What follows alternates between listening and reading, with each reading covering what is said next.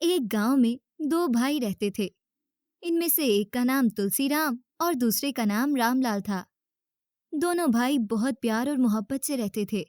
दोनों के पास बाप दादा की थोड़ी बहुत जमीन थी। उस जमीन में दोनों भाई खेती बाड़ी करते और अपने घर का खर्च चलाते थे। वो अपनी जमीन की बहुत रक्षा करते थे, इसलिए उनकी फसल बहुत अच्छी होती थी। एक बार यूं हुआ कि उनकी फसल बहुत अच्छी हुई। फसल बेचने के बाद उनके पास बहुत सारा पैसा आ गया।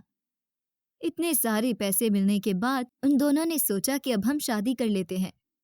लेकिन उन दोनों ने शादी के लिए एक शर्त रखी कि जैसे हम दो भाई हैं, इसी तरह हमारी होने वाली पत्नियां भी आपस में बहनें होनी चाहिए, ताकि हमारा आपस का प्यार शादी के बाद भी कम ना हो और हम दोनों भाई हमेशा साथ साथ एक ही घर में रहें। उनके मन की आशा तो अच्छी थी, मगर ऐसी दो बहनें ढूंढना मुश्किल काम था। मगर उनके गांव की एक औरत ने ये जिम्मेदारी उठा ली और दोनों भाइयों से कहा कि तुम बिल्कुल चिंता ना करो, मैं तुम दोनों के लिए तुम्हारी पसंद की दुल्हनें ढूंढ लाऊंगी। कुछ समय बीता तो उस औरत ने उन दोनों भाइयों को खुशखबरी सुनाई कि उसने ऐसी दो बहनें ढूंढ ली हैं। दोनों भाई ये सुनकर बहुत खुश हुए और शादी की तैयारियों में लग गए। वो ये शादियां धूमधाम से करना चाहते थे, इसलिए उन्होंने इस मौके पर खूब पैसा खर्च किया और अपनी दुल्हनों के लिए महंगे जेवर लिए और पूरे गांव वालों की दावत भी की। दोनों भाई अपनी दुल्हनों को पाकर बहुत खुश थे। उनमें से बड़ी बहन मोहिनी बड़े भाई तुलसीराम की पत्नी थी और छोटी बहन काली छोटे भाई रामलाल की पत्नी थी। मोहिनी बड़े अच्छे संस्कार रखती थी और हर एक से इज्जत से बात करती, लेकिन छोटी बहन काली रंगत की सांवली थी और उसका मिजाज भी कुछ तेज था। कोई जरा सी बात कहता तो आगे से वो भी दो चार सुना देती। मोहिनी अक्सर उसे समझाती कि लोगों की बातों पर ध्यान मत दिया कर, तू बस सबसे हंसकर मिला कर। मगर काली की फितरत ही कुछ ऐसी थी कि फौरन अगले को जवाब दे देती। एक बार तुलसीराम दोनों के लिए एक जैसी साड़ियां लाया।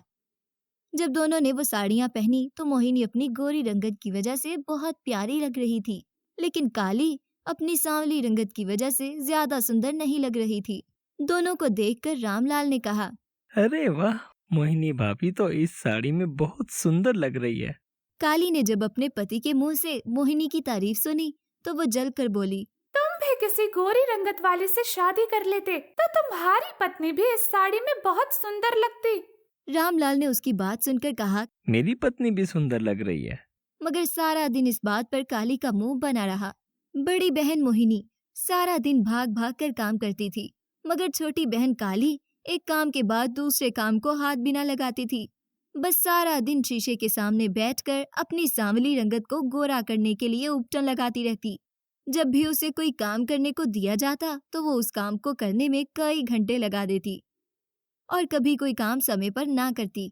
इसी सुस्ती और काहिली की वजह से गांव के लोग भी उसे ज्यादा पसंद नहीं करते थे, मगर उसे लगता था कि लोग उसे उसकी काली रंगत की वजह से पसंद नहीं करते थे। एक दिन जब मोहिनी की तबीयत खराब हुई तो सारे घर की जिम्मेदारी काली पर आ पड़ी। काली से कोई काम भी ठीक समय पर ना हो सका। वो एक काम करती तो हाय हाय करके आराम करने लग जाती और यूं सारे काम पड़े रह गए। जब तुलसीराम और रामलाल खाना खाने के लिए घर आए तो ये देखकर हैरान रह गए कि अभी तक घर में खाना बना ही नहीं था। दोनों इंतजार कर करके वापस खेतों की तरफ चले गए। जब मोहिनी को इस बात का पता चला तो वो बहुत दुखी हुई और उसने काली से कहा, एक दिन तुम पर खाना बनाने की जिम्मेदारी आई और तुमने वो भी समय पर पूरी नहीं की। अगर हर रोज तुम्हें खाना बनाना पड़ता तो हम सब भूखे मर जाते। मोहिनी की ये बात सुनकर काली को बहुत गुस्सा आया और दोनों के दरमियान लड़ाई शुरू हो गई। और जब तुलसीराम और रामलाल घर वापस आए तो काली अभी तक अपनी बड़ी बहन मोहिनी से लड़ रही थी। उन दोनों भाइयों ने भी उसे बहुत समझाया, लेकिन वो ना समझी और अपना फैसला सुनाते हुए कहने लगी, आज के बाद मैं और मेरा पति अलग रहेंगे क्योंकि मुझसे सारा दिन घर के काम नहीं होते। ये कहकर वो वहाँ से चली गई और उन तीनों ने अपना सर पकड़ लिया। उन तीनों ने उसे बहुत समझाया, लेकिन वो अपने फैसले से पीछे ना हटी। 3 दिन तक वो अपने कमरे में बंद रही। अब मोहिनी ने तुलसीराम और रामलाल को समझाया, काली मेरी बहन है, इसलिए मैं उसे अच्छे से जानती हूँ। वो जिद की बहुत पक्की है, इसलिए अपना फैसला कभी नहीं बदलेगी। मोहिनी की बात सुनकर दोनों भाइयों ने अलग रहने का फैसला कर लिया। दोनों ने घर के 2 हिस्से करके बांट लिए और अलग अलग रहने लगे। कुछ समय बाद मोहिनी और तुलसीराम के घर एक बेटा पैदा हुआ, जबकि रामलाल और काली के यहाँ एक बेटी पैदा हुई। मोहिनी का बेटा उसकी तरह सुंदर था और काली की बेटी उसकी तरह सांवली रंगत की थी। एक तो काली पहले ही बहुत सुस्त और काहिल थी, दूसरा जब से उसकी बेटी पैदा हुई थी वो और भी काम से जी चुराने लगी थी। वो सारा दिन पलंग पर लेटी हाय हाय करती रहती और उसकी बेटी भी सारा दिन मैले कपड़ों में खेलती रहती। और दूसरी तरफ उसकी बड़ी बहन मोहिनी अब भी घर के सारे काम भाग भाग कर करती और अपने बेटे को भी हमेशा साफ सुथरा रखती। इतने प्यारे बच्चे को देखकर सबका दिल खुश हो जाता। अब गांव से जो भी उनके घर आता वो मोहिनी के घर और उसके संस्कारों की तारीफ करता। काली ये तारीफें सुनकर मन ही मन में जल जाती और सोचती कि मेरी बहन मोहिनी सुंदर है, इसीलिए सब लोग उसकी तारीफ करते हैं। काली कोई काम भी समय पर ना करती, इसलिए उसके घर में रोज ही खाना देर से पकता, जिसकी वजह से रामलाल रोज ही भूखा रह जाता। मगर एक दिन जब वो अपने भाई और भाभी के घर गया तो उन दोनों ने उससे खाना खाने को कहा और वो खाना खाने बैठ गया। उसने इतना स्वादिष्ट खाना कभी नहीं खाया था। उसके बड़े भाई तुलसीराम ने कहा, मैं अच्छे से जानता हूँ कि तुम्हारी पत्नी तुम्हें समय पर खाना नहीं देती, इसलिए तुम रोजाना हमारे घर खाना खाने आ जाया करो। रामलाल ने अपने भाई की बात मान ली और रोज उनके घर खाना खाने लगा। जब काली को इस बात का पता चला तो वो बहुत गुस्सा हुई, मगर रामलाल ने उसकी एक ना सुनी और उसे चुप करा दिया। ये देखकर काली बहुत दुखी हो गई और जब उसकी पड़ोसन कमला उससे मिलने आई तो काली ने उसे अपने दिल की बात बता दी। ये सुनकर कमला बोली, मुझे लगता है तुम्हारी बहन मोहिनी ने जादू करके तुम्हारे पति को अपने वश में कर लिया है। मुझे भी यही लगता है। हाय, अब मैं क्या करूं? उसकी पड़ोसन कमला ने उसे तसल्ली दी और कहा कि वो गांव की दुर्गा जादूगरनी को जानती है, जो तुम्हें ऐसा मंत्र बताएगी जिससे तुम्हारा पति सिर्फ तुम्हारा ही दीवाना बन जाएगा। ये बात सुनकर काली बहुत खुश हो गई और कमला से कहा कि तुम जल्दी से दुर्गा जादूगरनी को मेरे घर ले आओ।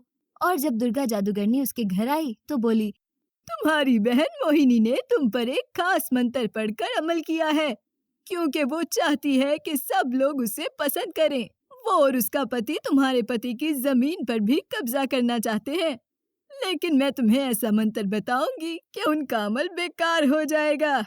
दुर्गा जादूगरनी की बात सुनकर काली बहुत खुश हो गई। वो भी यही चाहती थी कि सब लोग उसे ही पसंद करें और उसकी तारीफें करें, बिल्कुल उसकी बड़ी बहन मोहिनी की तरह। और अगले दिन दुर्गा जादूगरनी ने वो खास अमल करने से पहले उससे ढेर सारे पैसे मांगे। पहले तो काली इतने पैसों का सुनकर सोच में पड़ गई, मगर फिर अपनी जिंदगी और अपने पति का सोचकर उसे पैसे दे दिए। जादूगरनी वो पैसे लेकर चली गई और काली अपनी जिंदगी बदलने का इंतजार करने लगी। लेकिन काफी समय गुजरने के बाद भी उसके हालात ना बदले तो उसने दुर्गा जादूगरनी को अपने घर बुला लिया। दुर्गा जादूगरनी ने उससे कहा, मैं जादू तो कर रही हूँ, मगर ये बहुत मुश्किल है और इसके लिए कुछ पैसों की जरूरत होगी। काली ने ना चाहते हुए भी उसे मजीद पैसे दे दिए। जब भी काली की बड़ी बहन मोहिनी उससे मिलने आती तो वो मुंह बना लेती। मोहिनी उससे बहुत समझाती कि अपने घर और पति पर तवज्जो दिया करो और घर के कामों पर ध्यान दिया करो, लेकिन काली उसकी बातें एक कान से सुनकर दूसरे कान से निकाल देती। उसे बस दुर्गा जादूगरनी के जादू का इंतजार था कि वो कब पूरा होगा और कब उसकी जिंदगी बदल जाएगी। इस साल तुलसीराम और रामलाल की फसल बहुत अच्छी हुई थी, जिससे उन्हें बहुत मुनाफा हुआ।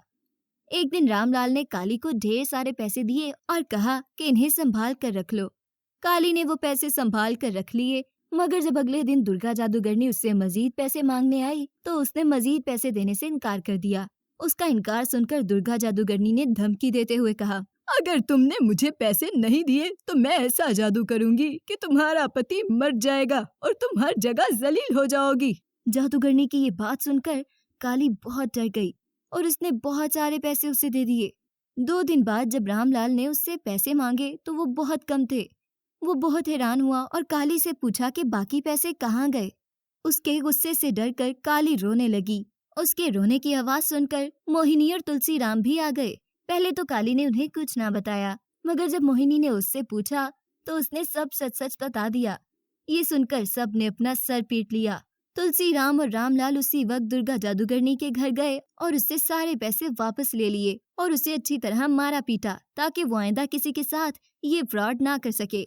और फिर उन तीनों ने मिलकर काली को समझाया कि इन फजूल कामों में समय और पैसा बर्बाद नहीं करना चाहिए, बस अपनों के साथ मिलजुल कर रहना चाहिए, इसी में फायदा है। उनकी बातें सुनकर काली ने उन सब से माफी मांगी और फिर वो चारों पहले की तरह एक ही घर में हंसी खुशी रहने लगे।